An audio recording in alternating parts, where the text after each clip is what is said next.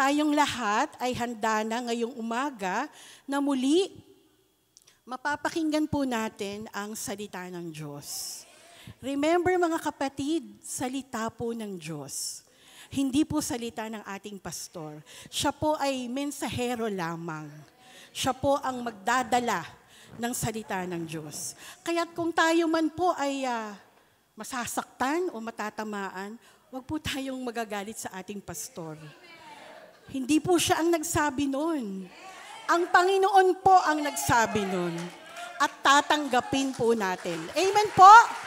Para po sa salita ng Diyos, let's all welcome our dear brother in Christ, Pastor Norman Wildman Jr. God bless.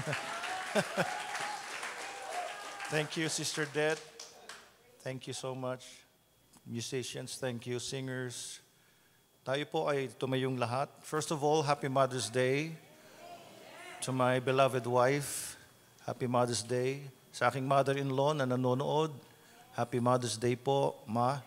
Ang mother ko po, nasa heaven na noong pang 2005. And since then, wala na siyang pain, wala na sickness, no more tears. Alam niyo, mas maganda sa heaven kaysa rito. Tayo, marami pa tayong haharaping pain, trials. Kaya sa heaven po, it's much better by far. Amen. Sa lahat ng mga nanay ho, Happy Mother's Day sa inyong lahat. Praise God. Oo. Buksan natin ang ating Biblia. Gusto kong ipaglingkod sa inyo ngayon ang isa pang bahagi ng ating main subject, all about worshiping God. Spiritual warfare in worship. Spiritual na pakikidigma sa pagsamba. Samahan ninyo ako mga kapatid na buksan ang ating Biblia muli sa aklat ng Efeso na siyang sinulat ng apostol na si Pablo, ang ating apostol, the apostle to the Gentiles. Thank God. Ephesians chapter 6. Let us open our hearts as we open our Bible. I need your undivided attention. Kung magagawa po nating i-silent ang ating mga cellphones or i-off pansamantala, just for an hour or 1.5 hours lamang po, just join me, let us be united. Dahil itong subject na ito, mga kapatid, this will make the devil angry. I repeat, ang message ngayong umaga will make him angry, but I don't care. Magalit na siya kung gusto niya magalit. I will preach the Word of God. Gagawin niya ang lahat ng kanyang magagawa para agawin ang binhi ng salita ng Diyos. You remember the parable of the sower? Na nag-aabang lagi si Satan na yung binhi, the Word of God, the seed, the Word of God na naibabahagi, ay aagawin niya, kukunin niya. So let us be united ngayong umaga because every time we, as children of God, worship God, Satan hates it. Amen. The devil hates it. Ephesians chapter 6, verse 12.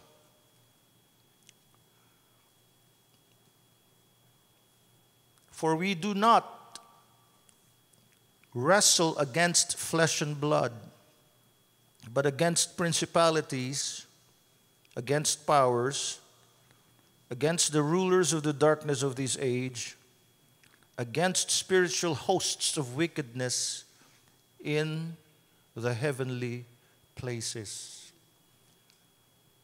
Sapagkat ang ating pakikipaglaban o pakikibaka o pakikidigma ay hindi laban sa laman at dugo, kundi laban sa mga pinuno, laban sa mga may kapangyarihan, laban sa mga kapangyarihang di nakikita na naghahari sa sanlibutan sa kadilimang ito, laban sa hukbong espiritual ng kasamaan sa kalangitan. Spiritual warfare in worship.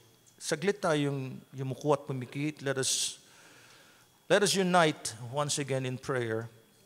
Our Heavenly Father, we approach Thee humbly in the strong and mighty name of our Lord and Savior, Jesus Christ. Hinihiling ko po, Panginoon, we ask for Your unction. We ask for Your covering as we endeavor to preach, to teach Your Word, as we listen to Your Word, O God. Ngayong umaga, hawiin mo, Panginoong Diyos, ang lahat ng sagabal sa aming pakikinig.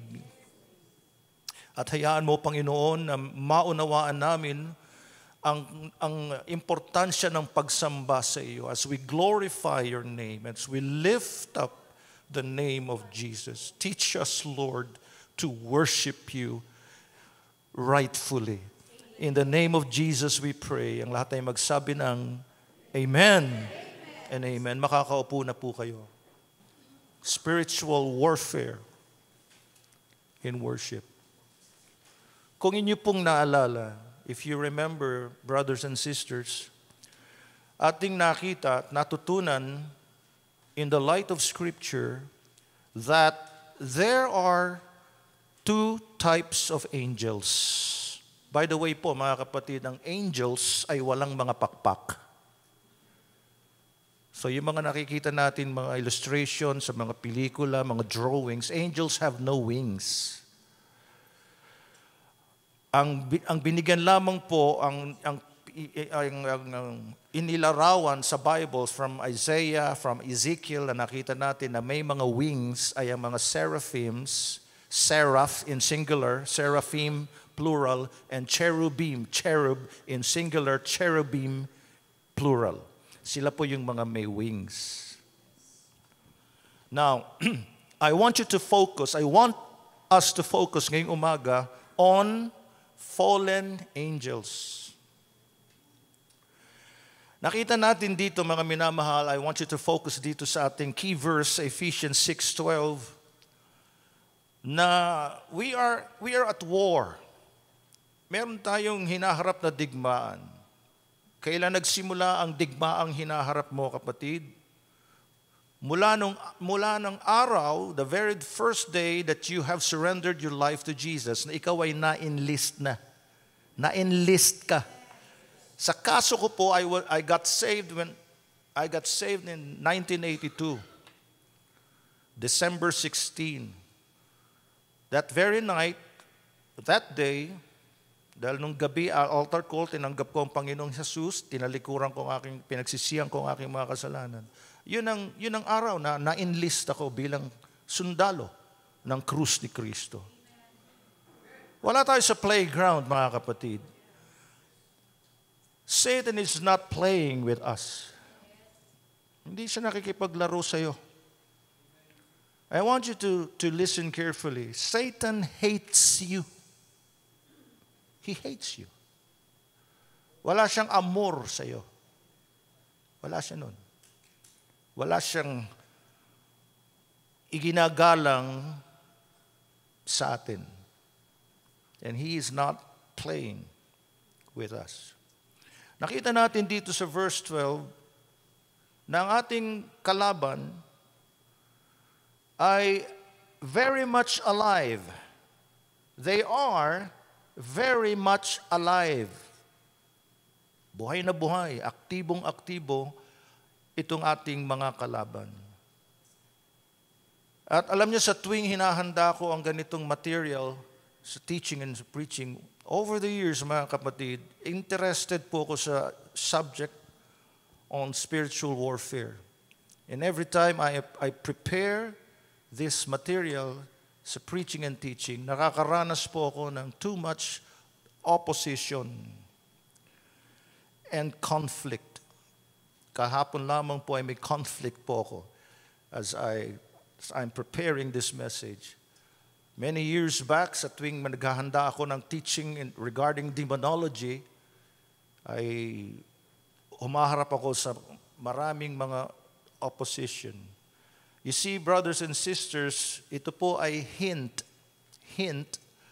that Satan doesn't like any effort on our part to unmask Him. Ayaw ni Satanas na tayo ay nagsisikap na tanggalan siya ng maskara.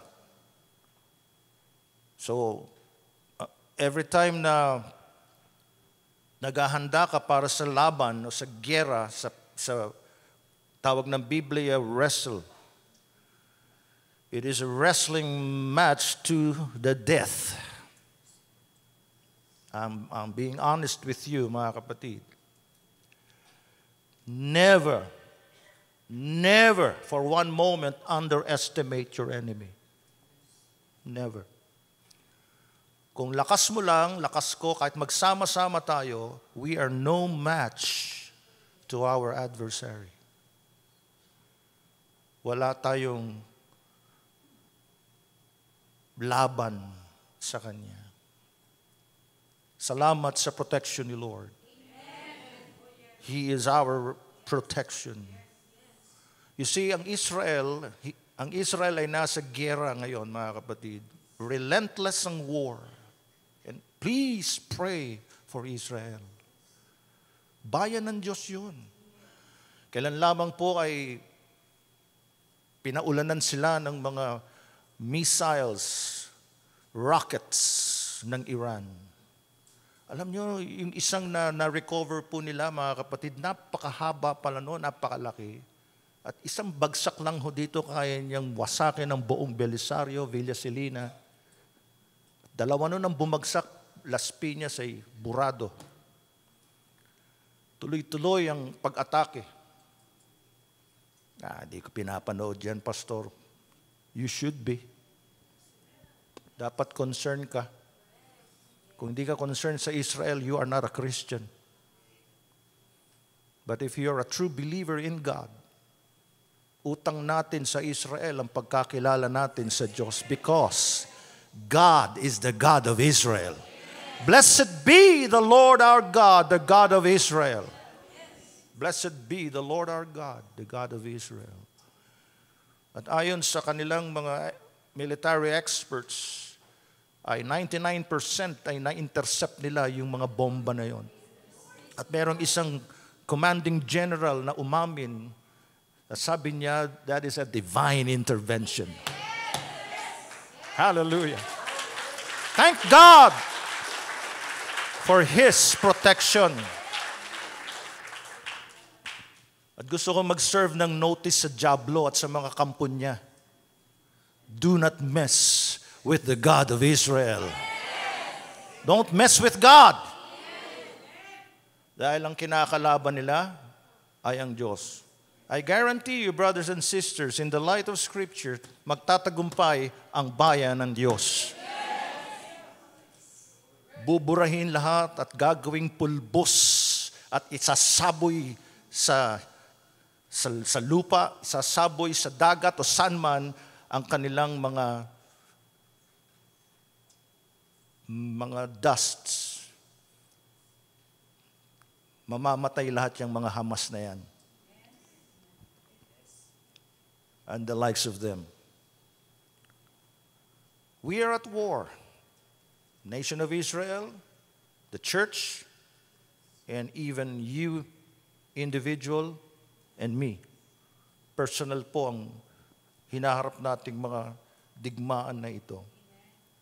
Kaya ngayong umaga, by the help and grace of God and in the light of the Scripture, we will unmask. Tatanggalan natin muli ng maskara ang kaaway. Are you ready, church? Yes. First of all, ang diablo or the devil ay inilalarawan in a number of ways in Scripture. For example, siya ay tinatawag na the God of this world, Diyos ng sanlibutan. Nakasulat yan sa 2 Corinthians chapter 4, verse 4. Tinatawag din siyang the prince of the power of the air. Ephesians chapter 2, verse 2. Prinsipe ng kapangyarihan sa himpapawid. Tinatawag din siya, number 3, we all know this, a roaring lion. 1 Peter chapter 5, verse 8. Hindi siya inactive na kaaway. He is very much alive and he is very much kicking on planet Earth since he is the God of this world. Siya ang Diyos ng sanlibutan. Tinatawag din ng devil o si Satan o Diablo na the accuser of our brothers. The accuser of the brethren. Nanunumbat, umuusig sa mga kapatiran. Nakasulat po yan sa Apokalipsis, Kapitulo 12, versikulo 10. Nais ko rin po sabihin sa lahat, and always remember this, church. Ayoko pong sabihin, but this is biblical. This is the truth. The problem of evil is unsolvable this side of heaven. Walang makalulutas ng problema ng kasamaan dito sa lupa. May Diyos dito eh. Siya yung nagpapatakbo ng lahat ng kriminalidad, lahat ng kalaswaan, lahat ng pagnanakaw, lahat ng mali at madilim na sistema ng sanlibutan ito. Tignan niyo po, basahin natin muli. Efesos 6:12. Sapagkat ang ating pakikibaka ay hindi laban sa laman at dugo. See that? Kundi laban sa mga pinuno. Pag sinabing pinuno, hindi ito yung gobyerno. May mas mataas pa dyan. Laban sa mga may kapangyarihan. Laban sa mga kapangyarihang hindi nakikita. Na naghahari sa sanlibutan sa kadilimang ito. Paano inilalarawan ng sanlibutan? Kadiliman. Huwag kayong padaya. Don't be deceived. Make no mistake. Yung mga nakikita natin kumukuti-kutitap, nagliliwanag, fake po yan. Illusion. Sa likuran niya na yung kadilimang naghahari sa sanlibutang ito. So the problem of evil and wickedness is unsolvable this side of heaven. Hindi natin malalaman ang eksaktong kadahilanan kung bakit pinahihintulutan ng Diyos ang kasamaan dito sa mundo. We just don't know exactly. I repeat, I emphasize the word exactly. The reason why God allowed evil to come into this world. Maging ang scripture, mga kapatid, the Bible, the scriptures, they are not as clear as we would perhaps like them to be on the subject of the origin of Satan. Hindi lahat. Because the Bible is not a book about the story of demons and devils and Satan. Ang Biblia ay tungkol sa pag-ibig ng Diyos sa ating mga makasalanan. And the Bible is all about, from Genesis through Revelation, the salvation of our souls. Datapwat binibigyan tayo ng kaunting pasilip or hint or intimation tungkol sa pagbagsak ng isang anghel na kung saan ay he drew a third of the angels in heaven as he rebelled against God. This is what we believe to be true. Satan was known as Lucifer, the son of the morning. What a beautiful name. You see, prominent ang pangalan niyan. Nakasulat yan sa Isaiah 14, verse 12. Let us go there, please. Isaiah Kapitulo 14, versikulo 12. Samahan niyo ko, mga kapatid. How are you fallen from heaven, O Lucifer, son of the morning? That's the very definition of that name. For almost 40 years, mga minamahal sa ministry, wala pa po akong naihandog na sanggol na pinangalan ng Lucifer. Meron ng Michael. Michael means like God. What a beautiful name. At si Michael, katulad ni Gabriel, ay mga archangels. At merong hint sa Biblia that si Satan mismo, or Lucifer, before he fell, he was an angel and an archangel. Pag sinabing art leader po yan. There is also a hint in the Bible na tila mas mataas yung rango ni Lucifer kaysa kay Michael and angel. And do you remember si Jude? Do you remember that? If you're familiar with your Bible. Hindi ininsulto ni Michael the archangel or the angel Michael si Lucifer. Hindi siya nakipagtalo sa kanya using base insult. Kahit Satan na ho si Lucifer, meron pa rin kaunting pagrespeto si Michael sa kanya. Instead of fighting Lucifer using insults kagaya ng ginagawa ng mga mangmang na nagpapakilalang Kristiyano ngayon, na kung tawagin ng wala yan, diablo na yan, wala yan, bobo yan. Sino may sabi sa yung bobo si Satanas?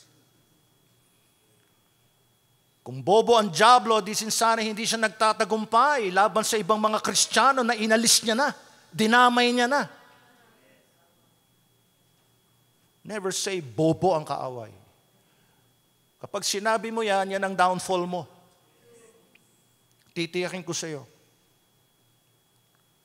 Si Michael, the archangel, sabi niya, he invoked the name of the Lord. Dahil alam ni Michael kung sino lang ang tatapat kay Lucifer. I sense the presence of the Lord. Ang sabi ni Michael, the Lord rebuked thee. At dapat nating tularan si Michael. Wag mo sabihin, wala yan, diablo na yan, wala yan. Sige, sabihin mo ngayon yan, mamaya-maya lang, pipitikin ka niya. Malakas ang loob natin sabihin yan kapag marami tayo eh. Nandito tayo sa church, for God inhabits the praises of His people. Pero kapag nag-iisa ka, most of the time, you succumb. You succumb to His enticement, to His wiles, to His strategies. Aminin natin yun, mga kapatid. Dahil umiiral madalas yung ating pride porque meron tayong alam sa Biblia. Let me remind you, brothers and sisters, mas eksperto si Satanas, si Lucifer, sa titik ng banal na kasulatan. Are you listening? Mas masipag siyang magbasa ng Biblia kaysa sa atin. He knows the letter of that book that you hold in your hand. And most of the time, you just ignore it. Tuwing Sunday mo lang binabasa. Iniiwan mo lang sa kotse mo. O iniiwan mo dun sa iyong coffee table. Saan ka nagbababad, kapatid, most of the time? Saan mo ginugugol ang oras mo? Di ba't lagi sa cellphone? And then, ang lakas ng loob natin sabihin, wala yan si Satanas. Try to underestimate him. He is like a roaring lion seeking whom he may devour. He devours. He devours. Siya hinalintulad sa leon. Have you seen a lion devouring his prey? Subukan mong manood sa mga documentary na nangyayari sa Africa, sa savannah. The king of the jungle. Messy eater ang lion. Wala silang manners sa table. Wala sila nun. Kapag sila'y lumamon, allow me to use that. That is the word devour. Lalamunin ka, sisilain ka, sisirain ka niya, wawasakin ka niya, paghihiwa-hiwalayin ka niya. That is how Satan deals with his prey. Make no mistake, mga kapatid. Iba ang kalaban. Hindi ka niya sasantuhin kahit matalino ka, kahit Bible teacher ka, kahit pastor ka pa, kahit elder ka ng church, o kahit matagal ka na sa Panginoon, wala siyang katiting na respeto sa iyo. Let us not underestimate our enemy. Marami na siyang inagaw mula sa gawain ng Diyos. As I speak, marami nang nanlalamig. Marami na nag-backslide. As I speak, maraming mga Kristiyanong hindi na nagpatuloy sa paglilingkod sa Diyos. At ang iba sa inyo ay marahil backslider in heart. Nandito na lang kayo sa church dahil obligasyon ninyo tuwing linggo. Wala na tayong pinagkaiba sa pagsisimba lang. We know nothing about pagsamba sa Diyos. Isang obligasyon, minsan dumadalo tayo dahil may imbitasyon. Pero pagkatapos niyan ay hindi natin siniseryoso ang gawain ng Panginoon, maging ang pagsamba sa Kanya. Madalas mga minamahal bilang isang pastor na obserbahan ko, every first Sunday marami tayo. Pero ang iba sa atin, wala na. Second Sunday, third Sunday, hindi na dumadalo. Anong pinagkaiba ng first Sunday sa Sunday, second Sunday, or third Sunday?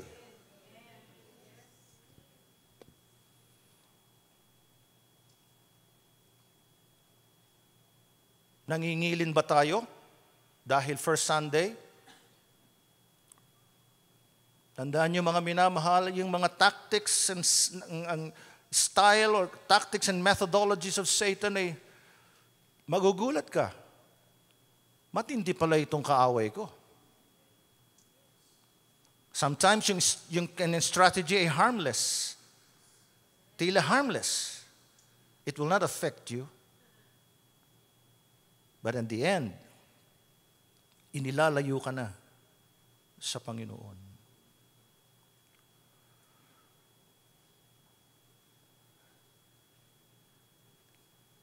Kaya wag natin sabihin ba, maliit lang yan, wala yan. In fact, mga minamahal, sa mga nakilala kong bukang bibig nila yan, hindi ko na sila nakikita. Wala yan, diablo. Nasa na sila? Hindi na nag-church, mga backslider na. Kalaban pa nga itong church. It shows that Satan has overcome them. It shows that Satan, the devil, is victorious over them. How are you fallen from heaven, O Lucifer, son of the morning? Sa Jude verse 6, mga kapatid, tinuturing ni Jude, one of the servants of the Lord, the angels who did not keep to their first domain. Jude verse 6. And the angels who did not keep their proper domain, but left their own abode, he has reserved in everlasting chains under darkness for the judgment of the great day. 2 Peter chapter 2 verse 4. Ikalawang Pedro 2:4. It says, God, for if God did not spare the angels who sinned, but cast them down to hell and delivered them into chains of darkness to be reserved for judgment. Fallen angels. As I speak, nandun sila sa abyss, sa bottomless pit. Nandun ang madilim, napakadilim. At sila'y mga may tanikala ng kadiliman. Iniingatan, nire-reserba hanggang sa paghukom. Mga kapatid, meron pa. Marami pa. Hindi natin sila nabibilang. Hindi mo kayang bilangin. Walang nakakaalam kung gaano sila karami. Iba pa yung nakareserba sa impyerno. Iba pa yung pagala-gala na hindi natin nakikita. Mga espiritong hindi natin, I'm not talking about espiritong gala. I'm not talking about ghosts. Karamihan sa mga sinasabing multo-multo, fiction lang ng imagination. I'm talking about disembodied beings. What about demons? Anong pinagkaiba ng fallen angels sa mga demons? No one knows. Kahit ang mga scholars, mga kapatid. Ang mga Bible scholars, they just, they pieced together yung mga truths from the Old Testament and New Testament. Pero walang nakakaalam talaga kung ano ang origin ng demons. Some say ng mga demons sila rin yung fallen angels. Some say they are not. But in reality, mga minamahal, meron tayong kalaban, mga kalaban, countless, na hindi natin nakikita. Revelation chapter 12, verse 4. Ganitong nakasulat sa Apokalipsis 12:4. His tail drew a third of the stars of heaven and threw them to the earth. And the dragon, which is Satan, stood before the woman who was ready to give birth to devour her child as soon as it was born. Pinakikita rito kay John the Beloved yung papaano nahikayat ni Satanas, ni Lucifer, ang 1/3 of the angels. Kinaladkad ng kanyang buntot. Of course, symbolic po yan, mga kapatid. Ang ikatlong bahagi ng mga bituin, these are angels. Sa langit at inihagis ang mga ito sa lupa. So kung bakit, yung exact reason kung bakit pinahintulutan ng Diyos ang evil and why God allowed it to emerge, we just don't know.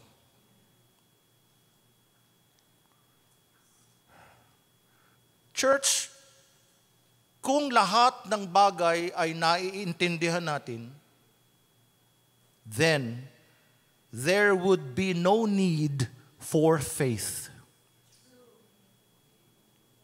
Do you understand?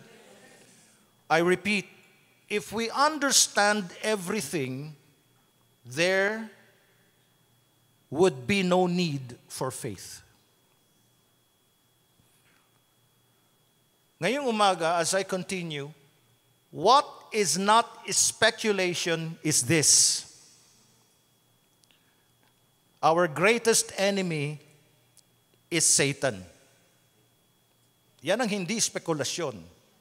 Kapatid, ang pinakamatindi mong kalaban ay ang devil, si Satan, si Lucifer.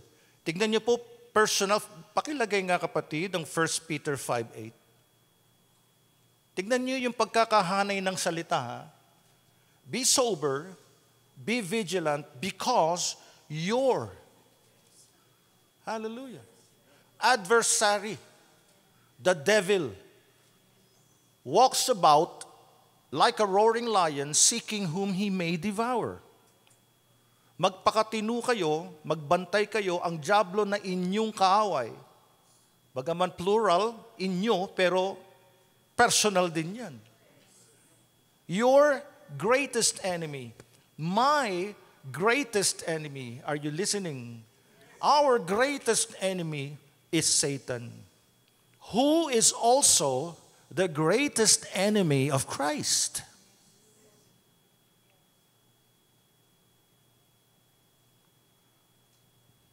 At ang hindi rin espekulasyon, mga kapatid, is that Satan's doom is already, see?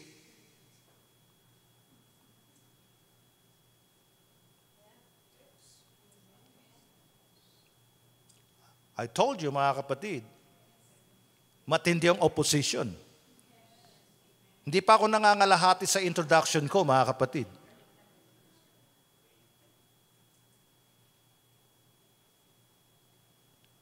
Ulitin ko, hindi ito espekulasyon, hindi katang-isip, kapatid.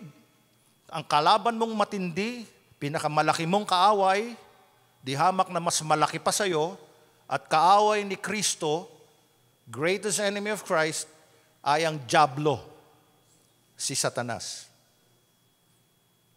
Hindi rin ito espekulasyon that Satan's doom is already mapped out in the Bible. Revelation chapter 20, verse 10. I want you to know this. The devil who deceived them was cast into the lake of fire and brimstone, where the beast and the false prophet are. And they will be tormented day and night forever and forever. Anong pagkakaintindi natin sa verse 10 ng Revelation 20? Anong pagkakaintindi mo, kapatid? Now it's the time for you to use your critical thinking.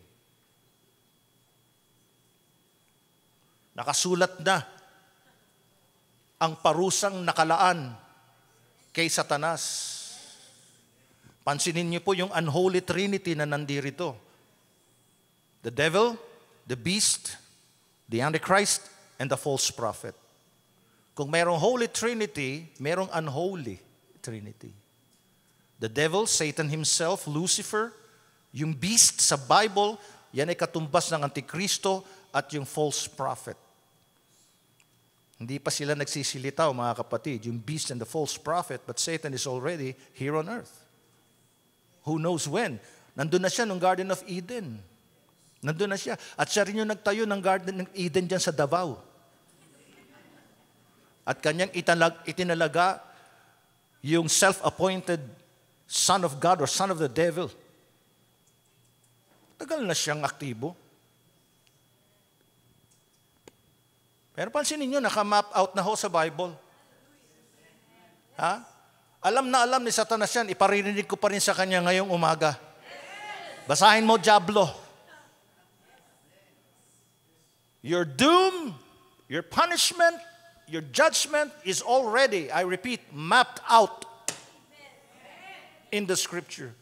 At ang Diablo na dumaya sa kanila ay inihagi sa lawa ng apoy at asupre na kinaroroonan din naman ng halimaw at ng bulaang propeta at sila'y pahihirapan araw at gabi magpakailanman. Church, the devil knows this. He, together with his beast, the Antichrist, and the false prophet, they will be tormented day and night forever and forever. Alam na ho ng Diablo ito. And he is also aware that his time is limited. Aside from his judgment, aware din si Satan, si Lucifer, na limitado na ang oras niya. Basahin natin, mga kapatid. Kaya mahalagang may Bible kayo eh. Samahan niyo ko. Revelation 12:12. Revelation chapter 12, verse 12. It says, therefore rejoice, O heavens, and you who dwell in them. Woe to the inhabitants of the earth and the sea, for the devil has come down to you, having a great wrath, because he knows that he has a short time. Nasaan ang Diablo? Nandito sa earth.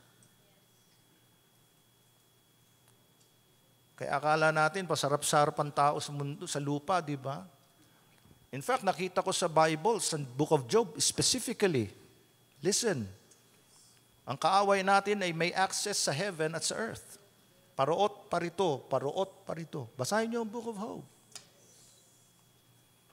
Tingnan niyo ang warning mga kapatid. Sa langit, magalak. Kayong mga naninirahan dyan. Kaya yung mga nauna na sa atin, nasa heaven, ang mother ko nandun, at yung mga ibang kapatiran natin nandun na. I can still see them in my spiritual eye ngayon, pero nasa heaven na sila. Nagagalak na sila.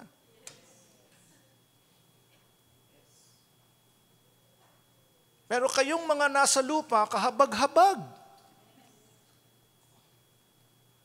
At dagat, sapagkat ang Diablo'y bumaba sa inyo na may malaking puot. Palibhasa'y alam niya na maikli na lamang ang kanyang panahon. This is one of the reasons why he is so angry. Having great wrath. At isa pa ang certain, mga kapatid, hindi rin po ito speculation about Satan, that he will try to take everybody down with him. Susubukan niyang mandamay ng lahat, pabagsak, pababa. kasama niya. Years ago ay may nabasa po ko sa isang pahayagan tungkol sa isang lalaki na he discovered na meron siyang AIDS. At ang sabi niya, I will try to spread this virus to as many people as I could. If I am going to die, sabi niya, I want others to die too. Damay-damay na to. Lagi siyang may dalang hiringgilya. Kinukuha niya yung sarili niyang dugo at tinutusok niya sa mga tao. That is like Satan. Are you listening? He wants to take everybody with him. Dahil galit siya. Because he knows that he has a short time. Kaya ginagawa niya ang ganitong galit at paghadlang.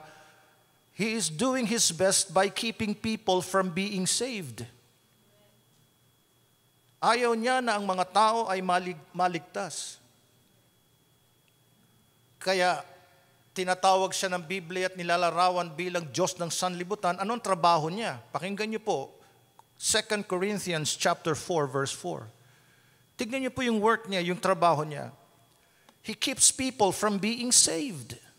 Sa pamamagitan nito, whose minds the God of this age has blinded, who do not believe, lest the light of the gospel of the glory of Christ, who is the image of God, should shine on them. Nakita niyo po? Sa kanilang kalagayan, binulag ng Diyos ng sanlibutang ito ang pag-iisip ng mga hindi mananampalataya upang huwag nilang makita ang liwanag ng Ebanghelyo ng kaluwalhatian ni Kristo na siyang larawan ng Diyos. Therefore, brothers and sisters, whenever anybody is not saved, it shows that Satan has succeeded with them. Kaya pag may mga hindi pa naliligtas at hinahadlangan niyang maligtas, ang mga tao, nagtatagumpay siya sa kanila. Kapag siya'y nabigo at yung hinahadlangan niyang maligtas ay naligtas, ano naman ang gagawin niya sa mga converted na? He will do everything within His power to keep them from holiness. Ilan ang mga bagong Kristiyano, mga nagsitanggap sa Panginoon na hindi ko na rin nakikita sa church. Yung iba'y nabautismo ko pa sa tubig. Satan is at work. He will keep them, or you, for that matter, from going to church. At sasabihin ng diablo sa iyo, nabautismo ka na, okay na yan. Huwag ka na mag-church. Okay na yan, naintindihan ka ng Diyos. Because He knows. Satan knows. Alam niya na dito sa church, natututo tayong mapalapit lalo sa Panginoon. At yun ang ayaw ng diablo na ikaw ay mapalapit kay Kristo.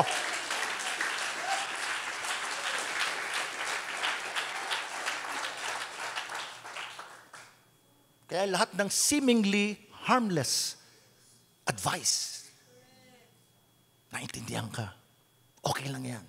Huwag mo na ipaglaban yung trabaho mo. Okay lang yan. Kahit di ka mag-church.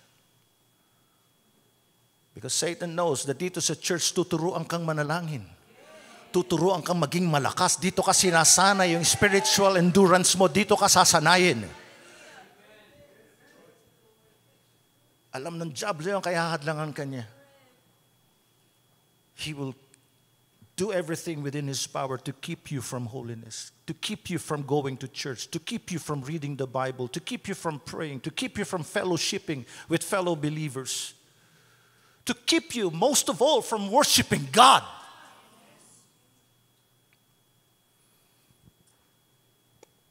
At sasabihin natin, naintindihan ako ni Lord. Isipin niyo yun. New Christians need to be taught these things.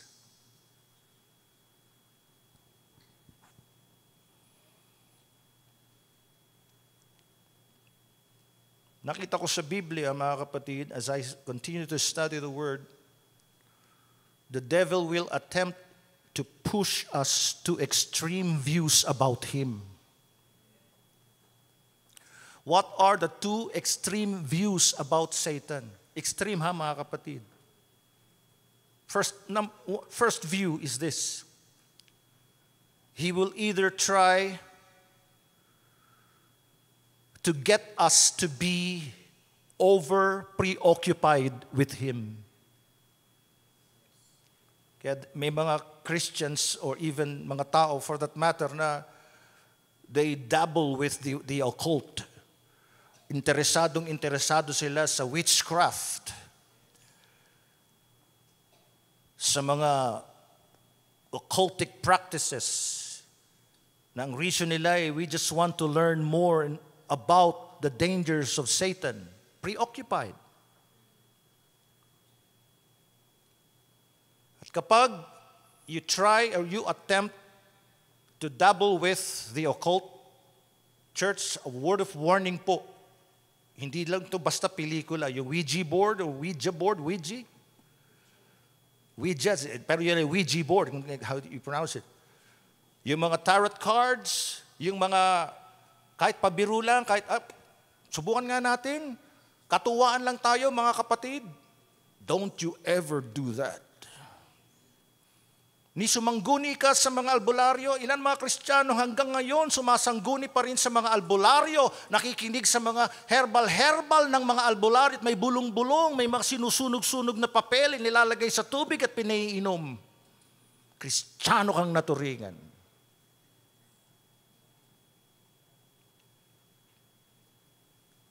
Yan ang gusto ni Satan, ni Lucifer, ng Diablo, the arch enemy of your soul.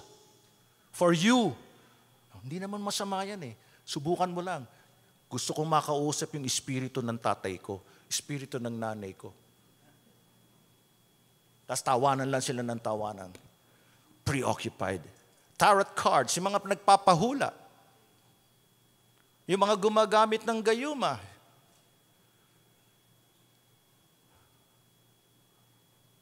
Yung mga ginagawang pangontra ng Diablo, ang mga palaspas. Pinatutuyo at ikinakabit sa pintuan para pamtaboy ng mga Diablo. Tapos paglinggo, nandito sa church, purihin ka, Panginoon. Ihampas ko kaya sa iyo mga palaspas na yan. Nang matuto ka. Tagal-tagal mo na sa Panginoon eh. Namamaos ng pastor mo ng kapipreach, tigas pa rin ang ulo mo. Ihataw ko kaya sa iyang palaspas na yan. Hindi natin kailangan ng mga pangontra. Sapat na si Kristo.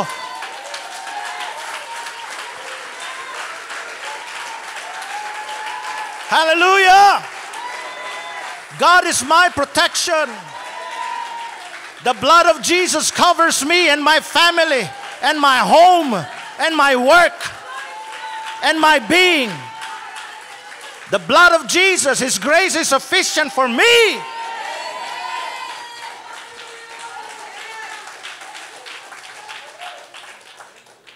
Never attempt, wag niyong tatangkayin na sumangguni sa mga mangkukulam, manggagaway, manghuhula, manghihilot. At tapos lalapit kayo kay pastor, Pastor, tama ba yun?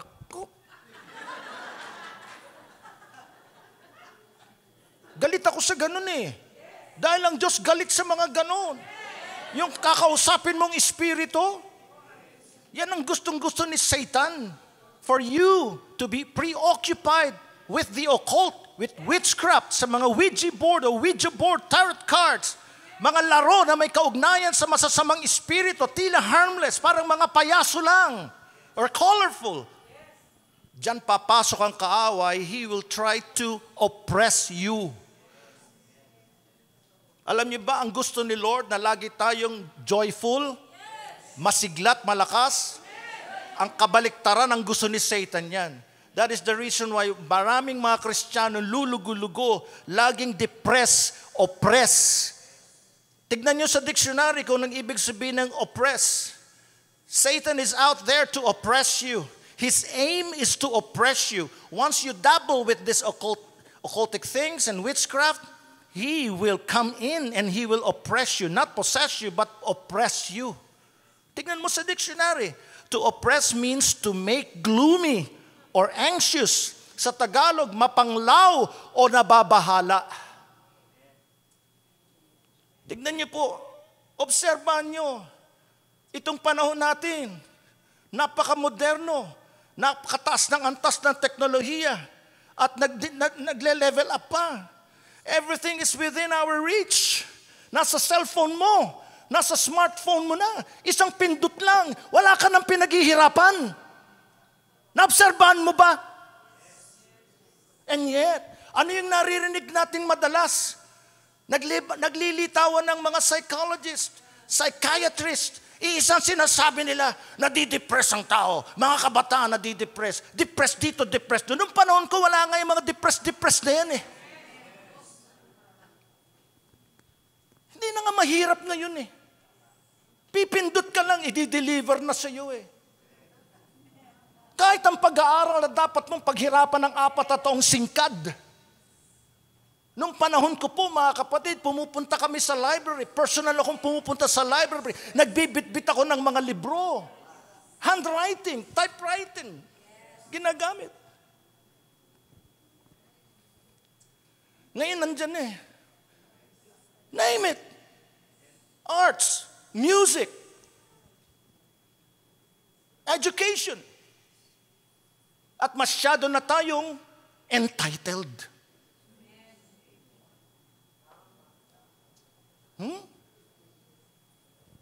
Pag hindi na ibigay yung gusto natin, nagmamarakulyo tayo. Within our reach na lahat. The world is in the palm of our hand. And yet, depressed pa rin. Nalulungkot pa rin. Satan is the God of this world. Suicidal. Selfie dito, selfie doon, lahat na ng klase ng... Di ba? And yet, ang pangit ko. Ang taba ako. Hindi ako maganda. Oh, mga kapatid, be wise, be strong, be steadfast. Noon lahat pinaghihirapan eh. Ngayon lahat i-google mo eh. Kaya ngayon lahat ng tao opinionated. Lahat may sinasabi. Lahat preacher na. Lahat teacher na.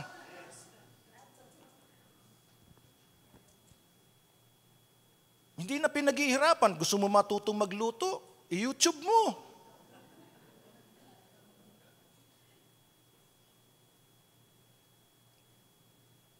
Di ba madali na ngayon?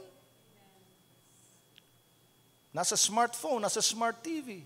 Pindot ka lang ng pindot. Pero ba't nadidepress pa rin ang tao? Ba't mapanglaw? Kahit mga Kristiyano, kumusta kapatid? Why?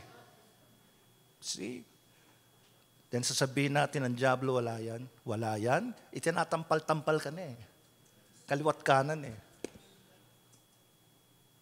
Sabi ng Biblia, sabi ng Panginoon, in everything give thanks, for this is the will of God concerning you.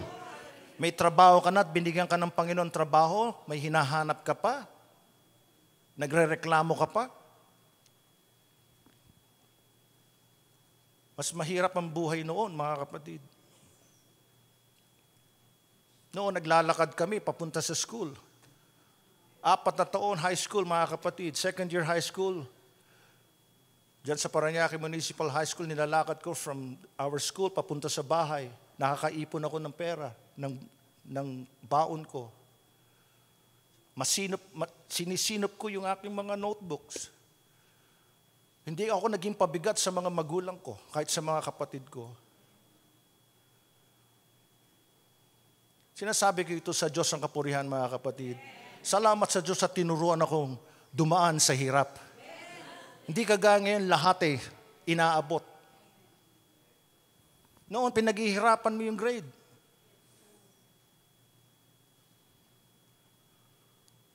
Okay, nasa kolehiyo, mga kapatid, talagang yung theme writing, pagdidepensa, harapan, mga kapatid, face to face, ide-defend mo yung iyong thesis. Sasagutin mo lahat ng mga tanong nila. Susulit. Ngayon lahat AI na eh. Ine-AI na eh. O OA na eh. AI, OA ba yun?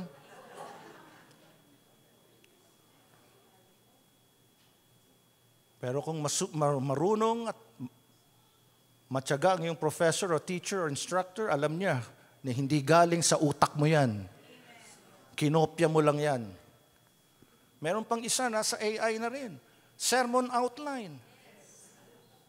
Will you explain Romans chapter 12 to me? Pindot. Pak! Andyan na lahat. Wow, awesome. Will you explain 1 Corinthians chapter 1 to me in less than 200 words? Wow. Preacher ka na. Nasa na yung praying in the Holy Spirit? Praying for the guidance of the Lord. You're bathing the words of God with tears and prayer. Nasa na yun? Lahat nandyan na sa dulo ng ating mga daliri. And yet, depressed pa rin tayo. Wala pa rin tayong pasasalamat sa Diyos. Satan is really at work. He is using this technology para i-substitute natin sa Panginoon. Yung napakadaling pag-research sa mga sermon outlines na yan, to substitute the Holy Spirit na siyang guide and teacher po natin. Ang tao ngayon hindi na nagbabasa eh. Hindi na ginagamit yung critical thinking. Iba na ang mundo ngayon, mga kapatid.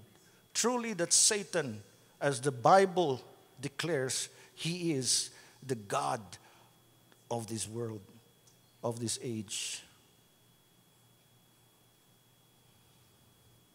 Are you with me, church? Another thing na gusto ng diablo, he will push you to regard Satan as irrelevant completely. So, two extremes.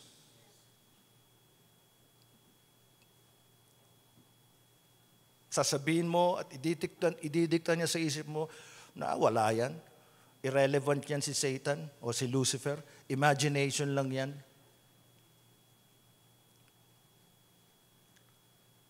So kapag hindi mo siya sineryoso, hindi mo binantayan ang kanyang mga methods and wiles and schemes, you will let your guard down. And that is what he wants. So mga kapatid, we need to be very careful. Itong mga extremes na ito, preoccupied with him, o kaya he's just a rubbish, a nonsense, totally and absolutely, completely irrelevant. Mga kapatid, let us be on our guard. Lagi tayong magbantay. Be on our guard. Dahil if we fail, hindi niya tayo sasantuhin. Natuklasan ko in the Word of God, and I'm sharing this with you ngayong umaga, that there are 9 more things about the devil. Number 1, he is jealous. Mainggitin. Inggitero. He is insecure. Alam niyo yung mainggitin, insecure yan. Ano sa Tagalog ng insecure? Walang kumpiyansa. Hindi sigurado sa sarili. Ano pa? He is vengeful. Mapaghiganti. He is persistent. Sa wikang Tagalog, pag sinabing persistent, hindi tumitigil. O sa salitang madali nating maintindihan, makulit. Diba? Pag may taong makulit, nakakainis. Ang kulit-kulit mo ah. Diba? Nakakainis na siya. Persistent. Kaya pag may taong makulit, alam nyo na.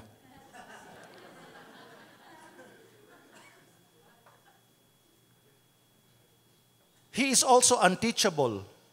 He never learns from his mistakes. Ayaw niya nun, hindi siya nagpapaturo. Seriously, he is also a liar. Sinungaling at ama pa ng kasinungalingan, 8:44 ng Juan. He is a deceiver. Binasa natin kanina lamang. He deceives the whole world. Mandaraya, manloloko, lahat ng scammer, mandaraya, manloloko. Yung talino nilang manloko, mga kapatid, kanino galing yon? Sa bobong Lucifer? Hindi ho. Ang galing-galing manloko, manggancho. Makukuha niya lahat. Yung mga illegal recruiter, di ho ba? Manggagancho. Manloloko.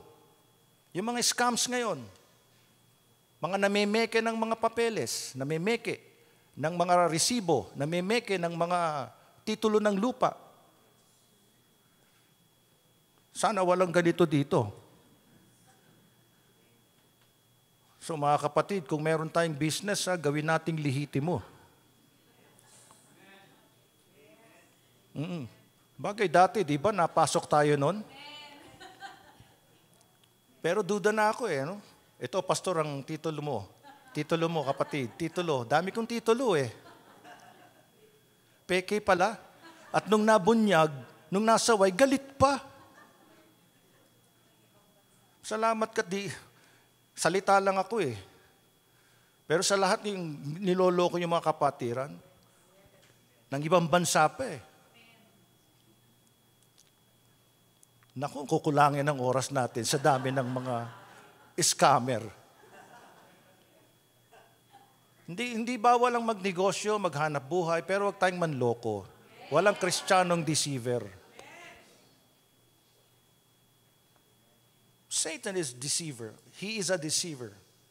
And he is full of hate, full of wrath and hate. He hates you, he hates me. And most of all, he is resistible. Good news.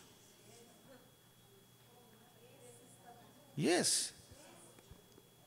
You can resist him. Ba't ganyan ang tingin nyo sa akin, mga kapatid?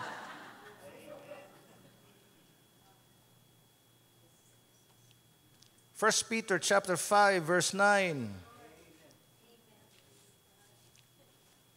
Resist him, steadfast in the faith, knowing that the same sufferings are experienced by your brotherhood in the world.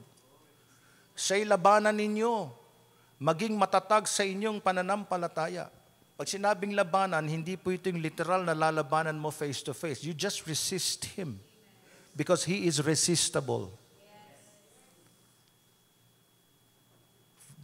James chapter 4, verse 7. Are you with me? James 4:7. Ito po yung promise, and it will really work. Therefore, submit to God, resist the devil, and he will flee from you. Yung palang ibig sabihin ng biblical meaning of resisting the devil is to submit to God. Anong nauuna? Submit. Pasakop ka sa Diyos. Tanggihan mo ang kaaway. Labanan mo siya. Tumanggi ka sa kanya. Resist mo siya. Anong pangako? And he will flee from you. Ibig sabihin nito, he will run away from you. Dahil we are no match sa kanya. But he is no match with God. Glory to God!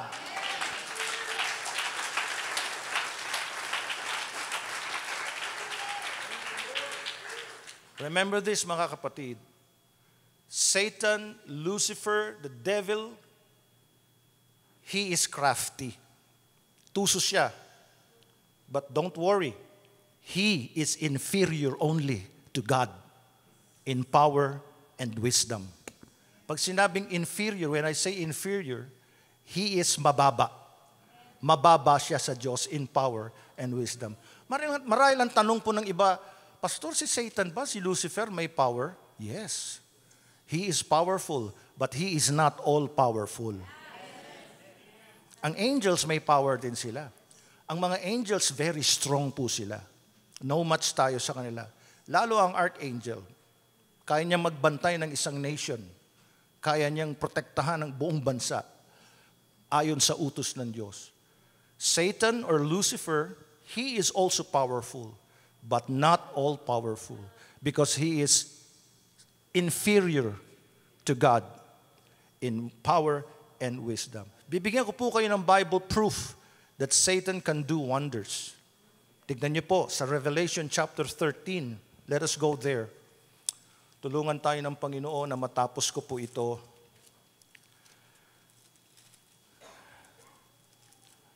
Chapter 13 of Revelation. Dito sa Apokalipsis Kapitulo 13, ito po ang debut ng Antikristo. Yung beast na tinatawag, mababasa niyo rito sa chapter 13 ng Apokalipsis, mayroong halimaw, mayroong tinatawag na false prophet, mayroong dragon. Ito yung three unholy trinity. Yung beast, siya yung Antichrist. Yung dragon, si Satan po ito. Tignan niyo po, basahin natin ng chapter 13 verse 2 of Revelation. Now the beast, the Antichrist, which I saw was like a leopard. His feet were like the feet of a bear, and his mouth like the mouth of a lion. The dragon, meaning Satan or Lucifer, gave him, listen carefully, his power, his throne, and great authority. Kanino mang gagaling yung power, throne, and authority ng beast or the Antichrist?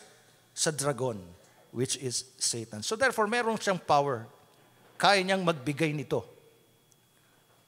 Now, sa verse 4, 13:4 ng Revelation, notice po, so they worshipped the dragon, who gave authority to the beast.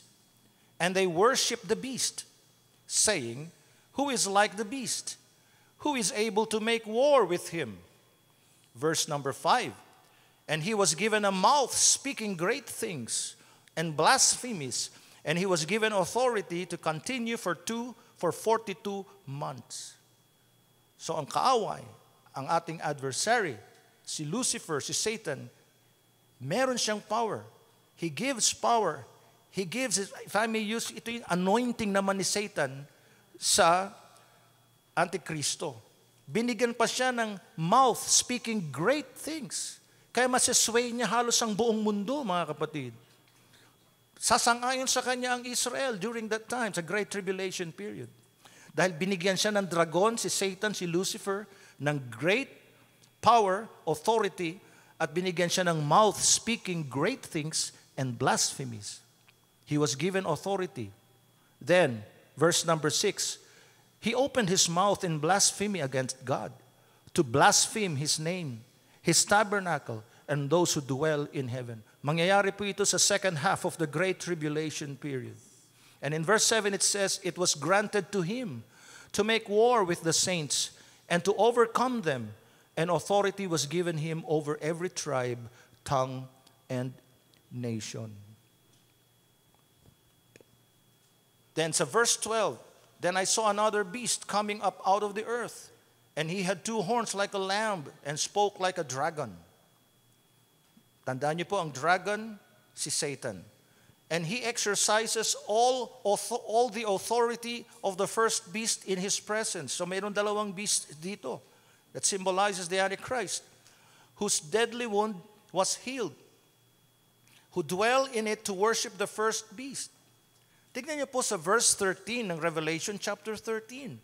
He performs great signs so that he even makes fire come down from heaven on the earth in the sight of men. Oh, mga kapatid, ha? Tandaan niyo po, ang tinutukoy dito, hindi ang Diyos na makapangyarihan sa lahat. Hindi ang ating Panginoong Jesucristo. Hindi ang Espiritu Santo. Kundi ang dragon, ang halimaw. He performs great signs. Not just signs, but great signs. Gumagawa ng mga dakilang tanda. Pati na ang pagpapababa ng apoy sa lupa mula sa langit sa paningin ng mga tao. Kaya hindi ka takataka kung bakit may mga tila senyales sa langit na kinahumalingan ng mga tao, lalo na yung mga naghahanap lagi ng UFO. Ayan na, sasakupin na tayo ng mga aliens. Di ba? May mga tanda. May mga palabas pa nga, documentary. Pinapanood ko po yan, mga kapatid. Tinitingnan ko. Talagang sila'y enamored talaga sila sa mga unidentified, mga UFO, mga flying saucers, mga alien-looking things or species. Kaya pati sila mukha ng mga alien, di ba? Ganyan mga buhok, di ba? May kakayanan si Satan, si Lucifer, na magpamalas, gumawa ng mga tanda at kababalaghan. And verse 14 says, and he deceives those who dwell on the earth by those signs which he was granted to do in the sight of the beast, telling those who dwell on the earth to make an image to the beast who was wounded by the sword and lived. Gagawa pa nga ng imahe. Ribulto.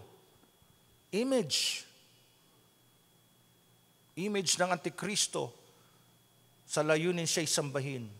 In verse 15 it says, pansinin niyo po, he was granted power to give breath to the image of the beast. That the image of the beast should both speak, pagsasalitain pa, and cause as many as would not worship the image of the beast to be killed. Kaya hindi na ako katakataka kung may mga ribultong umiiyak. Diba? Yung mga ribulto na dumudugo. Yung iba peke eh. Naglalagay lang ng asin dito oh. Binubutas yan. Sipin niyo yung mga Diyos na yun, binubutas ang bumbunan. Tapos tinatamnan ng asin. I wonder kung yun ay Himalayan salt. I wonder kung yun ay rock salt. I wonder kung yun ay iodized salt. At kapag natuna yon, may konting tube, dadaloy dito, ayat iiyak. Diba? Oh, umiiyak ang santo. Yung may mga namemeke niya. Tandaan niyo, sa Pilipinas pa. Pilipino, nako, hindi papahuli pagdating sa panloloko. Diba? At habang nag-iiyak, yung ribulto, abuloy, sambahin, gagawa tayo ng simbahan. Ay paano naman, pastor, kung totoo nga? Tandaan nyo, hindi galing sa Diyos na makapangyarihan sa lahat. Dahil nabasa natin, mismong yung image ng Antikristo ay bibigyan ng kapangyarihan para siya'y magsalita. And he, the image, not just speak, cause as many as would not worship the image of the beast to be killed. Yan ang layunin ni Satan. That's why he is jealous of Christ. Are you with me, church? Naiinggit siya. Ang gusto ni Satan, siya ang sambahin. So every time that we worship Jesus, kagaya ng ginagawa natin every Sunday, kagaya ng what we did sa ating preliminary kanina, we worship Jesus, we exalt Him. Gagawin naman ng diablo ang lahat ng kanyang magagawa to hinder us from exalting the name of our sovereign Lord, Jesus Christ. He is jealous, He is insecure, He is a deceiver. So anong gagawin natin? Resist Him. Tanggihan mo siya. Huwag mo siyang pansinin. Kapatid, pasakop ka sa Diyos. Pag sinabi, pag may panawagang, purihin mo ang Diyos, purihin mo ang Diyos. Sambahin mo siya. Luwalatiin mo siya.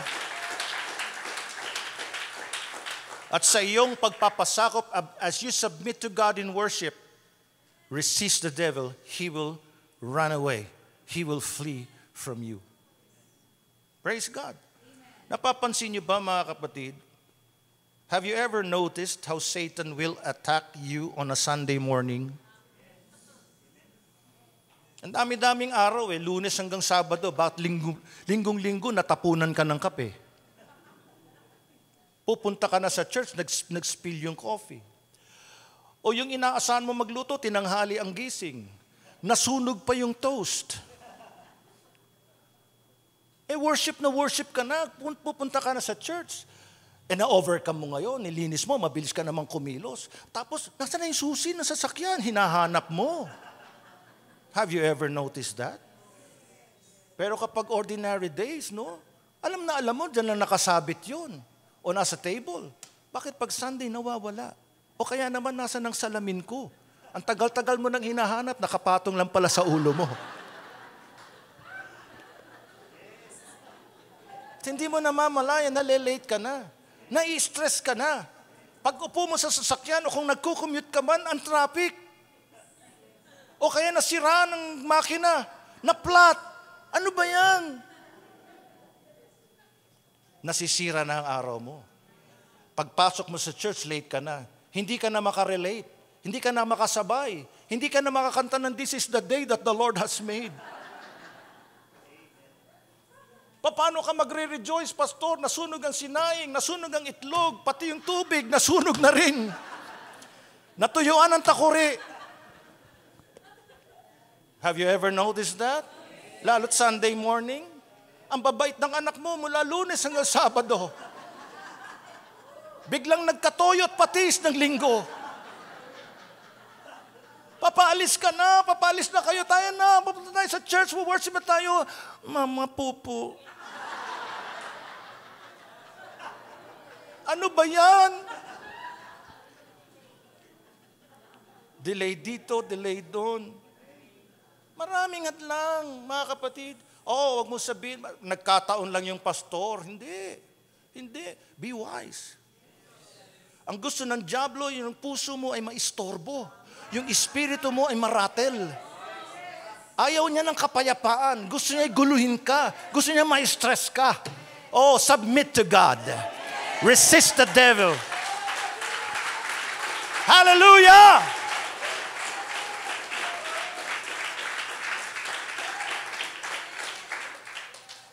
Pagdating mo pa sa church, linggo-linggo ng umaga, may nakikita kang ayaw mong makita. Nakatabi mo pa.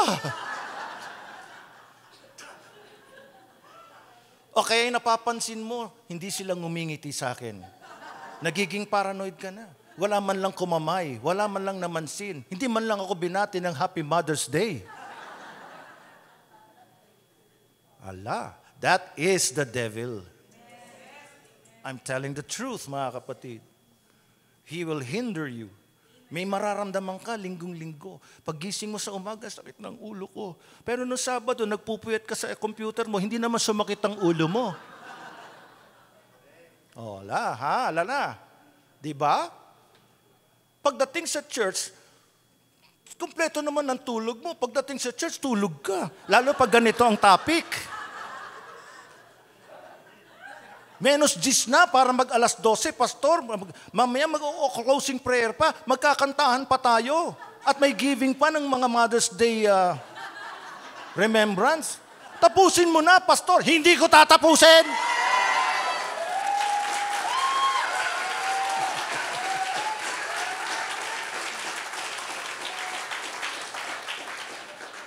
Lahat mapapansin mo yan pag Sunday morning.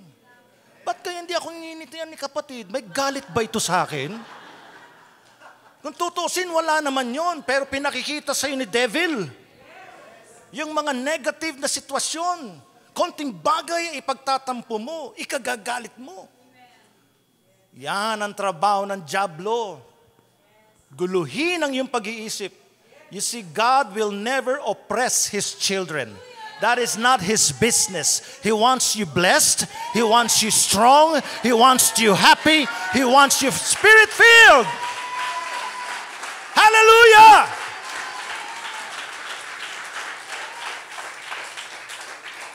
Sisirain ng dyablo ang iyong concentration pag Sunday morning. Concentration mo.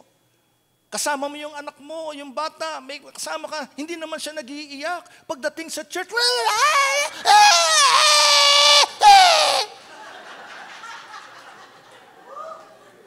ano nangyayari dito? Muntalang nilecturan mo na, sinabihin mo na, wag maingay nga. Binigyan mo na ng binigyan mo na ng pinakamatinding panakot, magagalit si pastor. Lagi ako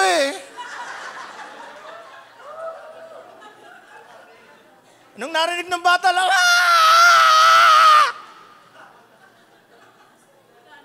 inaalis niya, inawasak niya ang concentration mo. Habang nakikinig ka ng message, may narinig kang busina ng busina. Ang lakas-lakas. Tilaok ng manok, pagaspas ng kalapati. Ng pakpak niya. Di ba? Kitang-kita ko ho rito lahat yun, mga kapatid.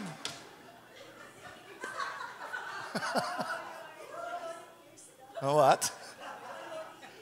Yes, nagiging bionic. Bionic ears, lahat naririnig. Di ba? Pero pagdating na tayo po'y mag-iikapuna, ano daw? Ano daw? Offering na, kapatid! Bingi ka na pagdating sa tithing. Bingi ka sa offering. Satan will hinder us. Ayaw niya ang katotohanan ay maipangaral. Ayaw niya na aalisan siya ng maskara. He will hinder you. Sa bahay pa lang. Relax ka ng Sabado. Hinanda mo na yung damit mo. At hinanda mo na ang sarili mo, ang puso mo, ang spirito mo, ang mind mo. Tutuloy ko pa ba? Nako mga kapatid, that is the devil. He will devour even our worship.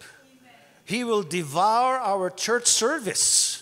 Ang diablo, hindi relentless ho yan, persistent, makulit, hindi tumitigil, hindi humihinto. At hindi ho siya paupo-upo lang, naghihintay, ano kayang gagawin ng mga ito? Hindi ho. Bago pa lang mag-umpisa ang gawain, nandun na siya. He will do everything to stop any kind of worship and glorifying the Lord and magnifying Him. Dahil ang gusto ng diablo, ang aim niya is to grieve the Holy Spirit at hadlangan niya yung daloy, the release, the flow of the Spirit of God. He hates.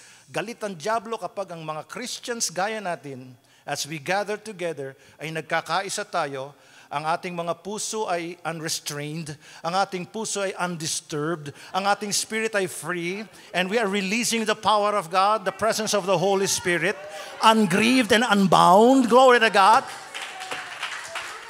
And when it happens,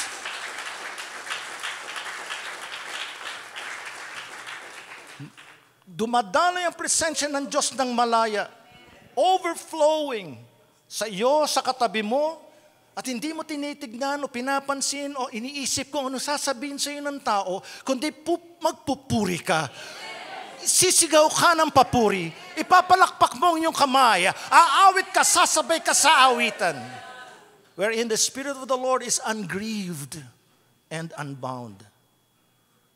That thing, Satan, Lucifer will vanish. Tulad ng darkness na napapawi sa pamamagitan ng liwanag. Submit to God. Kaya dapat, mga minamahal, sanayin natin natin sarili. Alam ko, diablo ito, kaaway ito, hindi ako papahadlang sa iyo. Kung kinakailangan, ay iwan mo muna yung sasakyan mo, flat tire, iwan ko muna, magkukommute ako. Tama, wala na nag-amen, no? Kesa naman ikaw ay nagpapalit, talaga, nakakainis ka na. Nasira na ang buhay, tuloy, nasira na ang espiritu mo. And before you know it, kung sino-sino na sinisisi mo. Ito naman kasing asawa ko, itong anak ko. Ang bandang huli, si pastor kasi. Ako na naman.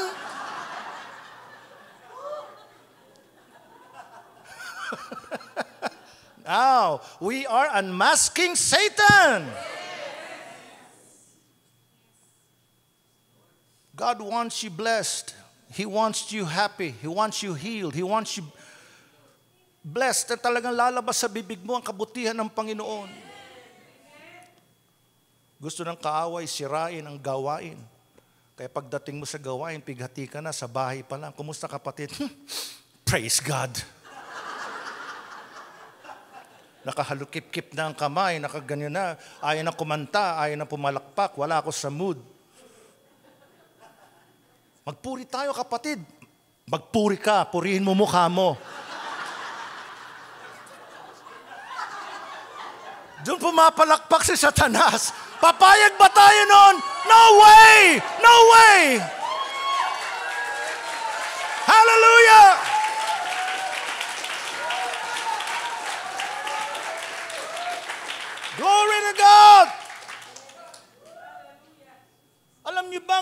gusto ni Lucifer, ni Satan, kapatid, tanggalin niya yung mood mo sa pagpupuri. Pabubulaanan niya, palalabuin niya yung this is the day that the Lord has made. Sasabihin niya, you're not fit for worship. Hayaan mo na lang sila mag-worship. You're not fit. Nagalit ka kanina, uminit ang ulo mo. Nagkasala ka, accuser of the brethren. Kapag sinang-ayunan mo siya, hindi mo man siya nakikita, oo nga. At least nag-church ako. Talo ka pa rin. Talo ka. Nag-e-enjoy ang karamihan sa tumatampisaw sa presensya ng Diyos, sa tubig ng Espiritu Santo. Oh, hallelujah! Purihin mo ang Panginoon. Lumangoy ka, kapatid, langoy! Hallelujah!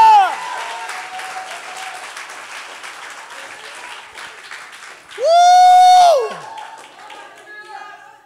Eksperto ang kaaway to accuse you. Sa akin, ang dami niyang accusation sa akin eh. Hindi niya ako tinatantanan hanggang alas 12 ng hating gabi eh. Nagalit ka, ganyan ka na naman, sumimangot ka na naman. Nakita ka ng mga kapatiran, oh. At sabi ko naman, sa eno ngayon? I will not allow you to hinder me. Hadlangan ako sa pagpupuri sa Panginoon. I don't care what other people say. I don't care what the world says. I will praise you, Lord. I will praise God.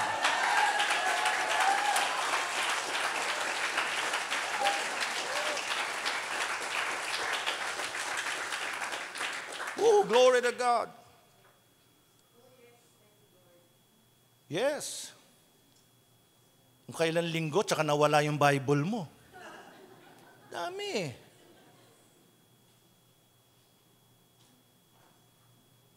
Kung kailan nagbabasa na ng talata, ang labo-labo ng mata. Itong salamin ko, kailangan ko ng palitan.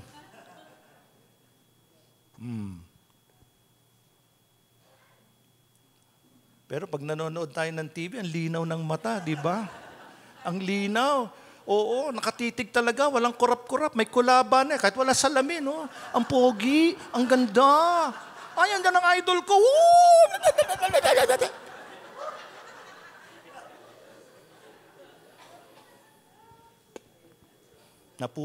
Napuyat nung gabi. Napuyat. Kaya pagdating sa gawain, lulugo-lugo. That is the devil. Kaya as much as possible, hanggat maaari po mga kapatid, this is me, kaming mag-asawa, we settle our hearts every Saturday, nakafocus sa gawain. Kumbaga yun ang Sabbath. I do not keep Sabbath mga kapatid, dahil hindi naman tayo Hudyo, and dahil ang rest ay si Jesus Christ. But at least in principle, I always connect my mind sa gawain sa kinabukasan. Because I will worship the Lord. Satan hates that. Ayaw niya na nagkakaisa tayo sa pagsamba dahil hindi siya makapenetrate when we exalt the name of the Lord. As I close, hi, salamat, Pastor!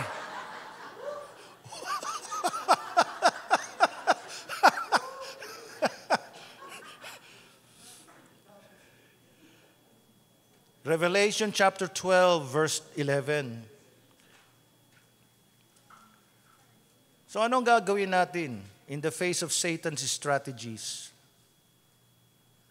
The answer is that we must refuse to give place to him. Refuse to give place to him. This is the key to victory. And ito yung mga Christians, overcame him by the blood of the Lamb. And by the word of their testimony. And they did not love their lives to the death. At siya'y kanilang dinaig. Pwede pala eh. Aside from resisting him, madadaig mo siya. Not by might, nor by power. Listen, dahil sa dugo ng kordero. Think about that, mga kapatid. Kaya nag-accuse si Satan. Oo, eksperto siya sa ganun eh. Si Lucifer, mga demon spirits. Hindi siya omnipresent, mga kapatid. Lucifer, Satan is not omnipresent. Pero meron siyang demons, countless demons. At ang trabaho ng mga demonyo, demon spirits, disembodied beings, ay sundin kung anong utos ng kaaway. Istorbohin sila. Wasakin ang unity nila. Sirain ang pagkakaisa ng mga yan. Guluhin ang pagsamba. Akusahan sila. Puntahan mo siya, akusahan mo yan. So ina-accuse ka. Kanila lang nagalit ka eh. Kahapon lang nag-away ka ng asawa mo eh. Talagang away ah. Di ba binato mo pa ng plato? Buti nakailag. Accuse. So no good ka na. Hindi ka fit to worship. Huwag ka nang umattend. Wala ka sa mood. Saka yun na naman ang maririnig mo preaching ni pastor mo. Yan. Maraming mga negative. At mapapansin nyo mga kapatid, pag nasimulan, tuloy-tuloy. Paglabas mo sa bahay, galit ka na sa mundo. Pag nakakita ka ng magandang ibong maya, ang pangit mo. Di ba lahat napapangitan ka na? Affected. Minsan tila parang joke, di ba? Pero that is the work of the devil. Yes. I am not worthy. Namin ko. I am no good. Wala akong goodness kundi si Kristo. This is the key to victory. Dito supalpal si Satanas. I claim the blood of the Lamb. I claim the blood.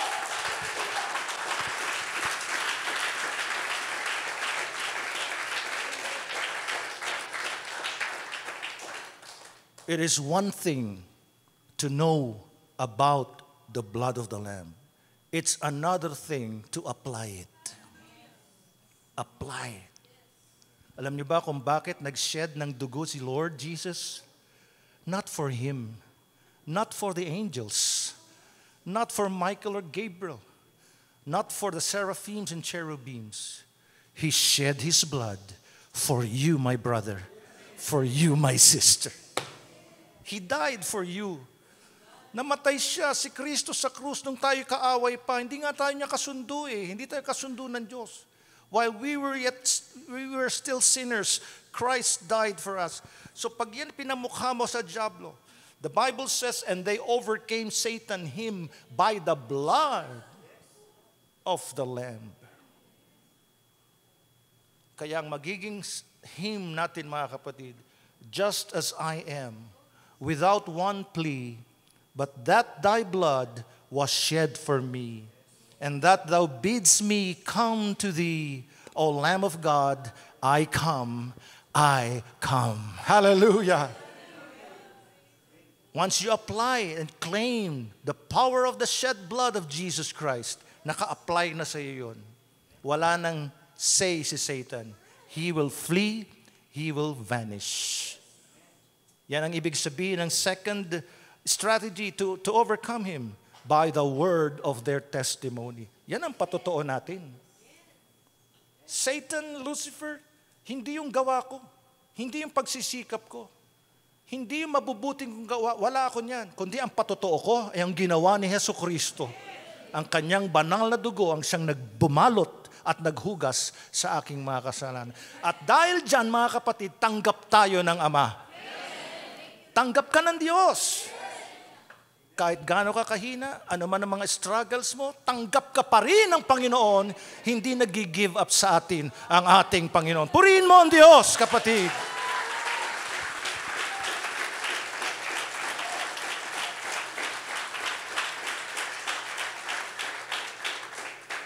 And thirdly, nandito pong strategy to overcome Satan, by the blood of the Lamb, by the word of their testimony. Receive the blood of the Lamb, apply it to yourself. Jesus is your testimony. And they did not, thirdly, they did not love their lives to the death. Sa Tagalog, hindi nila inibig ang kanilang buhay maging hanggang sa kamatayan. Ano po ang tinuturo dito sa atin? We overcome Satan, we resist him. by our selfless concern. You see, when you worship God, you do not think about yourself. You remember the song? Kinakanta natin ito. Classic gospel song. Let's forget about ourselves. You see? Magnify the Lord and praise His name. Let's forget about ourselves and magnify the Lord and worship Him. Let's forget about ourselves and magnify the Lord and worship Him. Oh, worship Him, Jesus Christ our Lord. You see, ang gusto ni Lucifer, ni Satan, listen carefully mga kapatid, na nasa gawain ka, nasa assembly ka, nasa church ka, tingin ka ng tingin sa mga katabi mo, na kung anong sasabihin sa'yo, ay ba't siya sigaw ng sigaw, ba't ganyan, ba't taas ng kamay ang mga tao dito. Yun ang gusto ni Lucifer, ni Satan, your adversary. Na maging concern ka sa sarili. Concern ka sa sinasabi ng tao. And he will definitely hinder you from worshiping God. Ikaw ang talo dyan. Tignan niyo ang patotoo ng mga Kristiyanong ito. They did not love their lives. Buhay na nila. Hindi nila inibig yun. Kahit mamatay man sila sa pagsamba sa Panginoon, kung yung oras na yun sila'y mawawalan ng buhay, then so be it. Hindi sila after sa form, sa composure, sa damit, sa style, hindi sila after doon. They worship God. They are worshiping Jesus. They do not love their lives to the death. And you know what, mga kapatid? The most dangerous person in the world is the man who is not afraid to die. I repeat, the most dangerous person in the world is the man who is not afraid to die. Ang early church, Jesus is Lord, ang kanilang sigaw. Jesus is Lord, ang kanilang declaration. Jesus is Lord, ang kanilang testimony. They were killed. Ang iba sa kanila ay massacred. Ang iba ay ginawang ilawan. And yet, wala sila nun self-concern. Kaya mga minamahal, kung paano kapag swimming, di ba? Enjoy. Lundag, langoy, sisid, di ba? Isipin mo, ganun ang Espiritu Santo. Hindi nalilimitahan ang kanyang tubig. Tubig na napakalinis at dalisay, at tubig na nagbibigay ng buhay. Lumangoy ka sa presensya niya. Kalimutan mo sarili mo.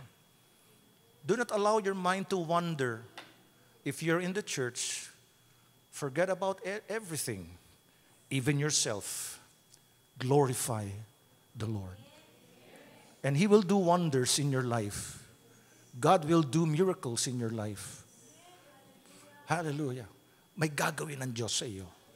Bibigyan kanya ng hindi lamang double strength, kundi triple or quadruple strength. He will give you the desires of your heart.